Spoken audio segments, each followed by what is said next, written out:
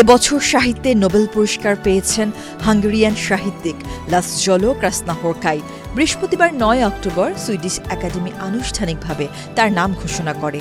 আকর্ষণীয় এবং দূরদর্শী রচনার মাধ্যমে বিশ্ববাসীকে আলোড়িত করার জন্য তাকে সম্মাননা দেওয়া হয়েছে বলে জানিয়েছে সংস্থাটি।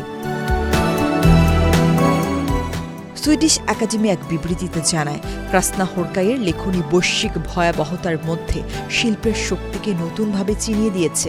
তারা তাকে মধ্য ইউরোপীয় সাহিত্যের একজন মহাকাব্যিক লেখক হিসেবে অভিহিত করে। পদ্মা সেতু, মেট্রো রেল এবং এলিভেটেড এক্সপ্রেসওয়ে নির্মাণের গর্বিত অংশীদার বসুন্ধরা সিমেন্ট। তার সাহিত্যকর্মে ফ্রান্স কাফকা ও থমাস বার্নহার্ডের প্রভাব স্পষ্টভাবে দৃশ্যমান।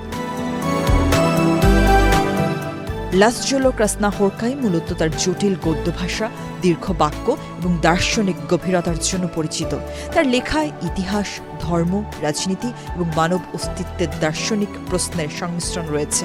তিনি পূর্ব ইউরোপের সমাজ বাস্তবতা, মানবিক সংকট এবং সভ্যতার নানা প্রশ্নকে সাহিত্যের কেন্দ্রবিন্দুতে তুলে এনেছেন। নোবেল পুরস্কারের মনোনয়ন প্রক্রিয়া সম্পূর্ণ গোপনীয়।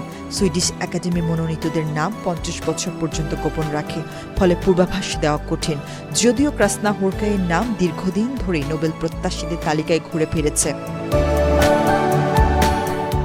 নোবেল পুরস্কার প্রদান শুরু হয় 1901 সালে। তখন থেকে এখন পর্যন্ত সাহিত্যে মোট 117 বার নোবেল দেওয়া হয়েছে এবং 121 জন সাহিত্যিক এই সম্মান অর্জন করেছেন।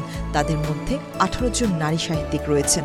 সাহিত্যে 4 বার একাধিক ব্যক্তিকে যৌথভাবে নোবেল পুরস্কার দেওয়া হয়েছে।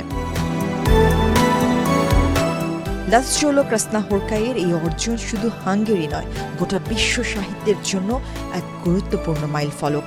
তার এই নোবেল জয় নতুন প্রজন্মের সাহিত্য প্রেমীদের উৎসাহিত করবে বলে মনে করছেন সমালোচকরা।